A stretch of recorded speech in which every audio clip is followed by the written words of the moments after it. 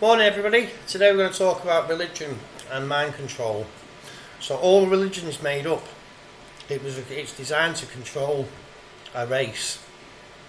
When you smoke DMT or ingest DMT, it'll explain who put us here, why we're here, and what we're going to do. I was a Catholic. I was an altar boy. Went to a Catholic school, and we were brainwashed into drinking alcohol, drinking Jesus juice from a very young age. Holy Communion, going to Mass, and I later in life became an alcoholic because all I wanted to do was drink, because that's what the Bible tells you to do. Same to my Muslim brothers and sisters. The hours of dedicating praying you put in to your religion, think how much other stuff you could have achieved without that hours of praying. So it's there to control. All these wars we are fighting all over the world, they're not about religion, they're about control and power. So once we can get to grips with the fact it's all made up, then we can start moving on to the next phase. I joined the military to protect my country and the people within it. However, all the wars we fought were all about power. Everything we get involved with is about power and energy. There's so much technology we've got already that we're not using. Renewables. We've got water all around us. We live on an island. Why aren't we using more of it to create our own power? None of it seems to make any sense to me. If it's a financial reason, once I start making my money, I'll be investing into all renewables, anything to do with water, because we're an island. As I keep saying, when we went to Iraq to look for the weapons of mass destruction, there wasn't any. There was nothing there. We checked everywhere, and I'm dead good at hide and seek, and there was fuck all there.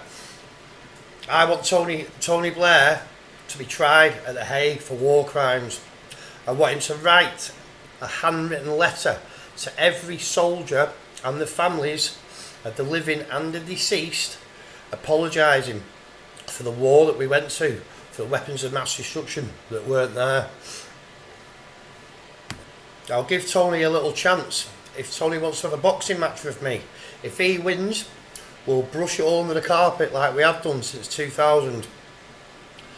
If I win, he's to hand himself into The Hague. Good luck, Tony.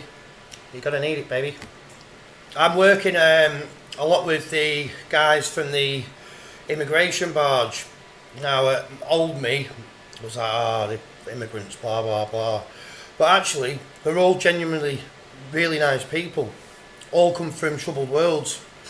They've gained entry illegally. However, that's all going to stop. That has to stop. I'm going to help these 500 people out. I'm going to offer them my support, financial support and employment. But after that, our borders are shut. You want to come in our country, you come the proper way, which I'm going to sort something out with the government on how I'm going to retrade them, screen them, vet them, and offer them employment. Once I've sorted everybody else out in Britain, starting in Fleetwood, because we've got to start.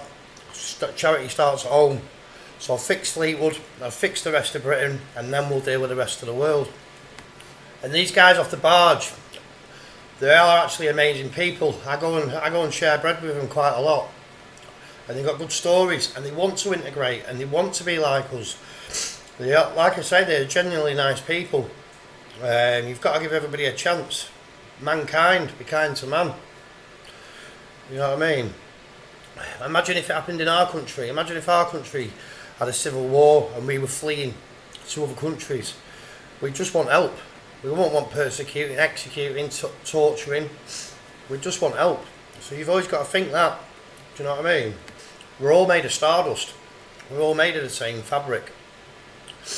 No matter who we are, we're all made of the same stuff. We're all made of bone, water and skin. So all be kind to each other. My son taught me that. Be kind. He's 4 years old now. Be kind. Mankind. Kind to man. It's time for change. Adapt and overcome. It's a Royal Engineer saying. nil desperandum, never give up. And we just got to keep pushing forward and helping each other and become we, not I. Get rid of the ego. Do you know what I mean? I've got rid of my ego. I'm quite happy to live in the woods, me. I don't need anything. However, I'm going to get my Rolls Royce, then I'm going to get my aeroplane, and I'm going to build my mansion because I've worked hard for it. But I don't need any of that stuff, do you know what I mean? I'm a gypsy. I can live in a caravan. I can live anywhere. Do you know what I mean? I'll make money however I live, wherever I live. It's just the way we're designed. I've been homeless. I've lived in my van. I've lived on the streets. I've lived in hostels. You know, I've lost... Joe Rogan taught me this. When you say you've lost everything, you haven't. You haven't lost your sight, you haven't lost your lungs, you haven't lost your arms. You've lost material stuff, which can be regained. Millionaires do it all the time. Millionaires lose everything they've got, and then they start again. And they use the same system they used to make the millions last time. And it's to say everyone's possible of doing this. With reincarnation as well, I can't understand why no one's done this yet. So, if you get somebody's DNA and attach it to a molecule or something else that will grow onto, you can then regrow humans. So I don't understand why we've not done this yet. So, as we're going to live forever, we've got trial and error. We can try this. It might take 100 years. But we'll be able to bring back people from the dead and bring them back to life again and grow them in bags. They're already doing it with humans. So all our dead ancestors we can bring back to life. I'm going to start investigating into this next year when I've got a bit more money behind me. But it's really simple. They grew the ear on the mouse. That's what they call it, a mouse's ear. But do you know what I'm saying?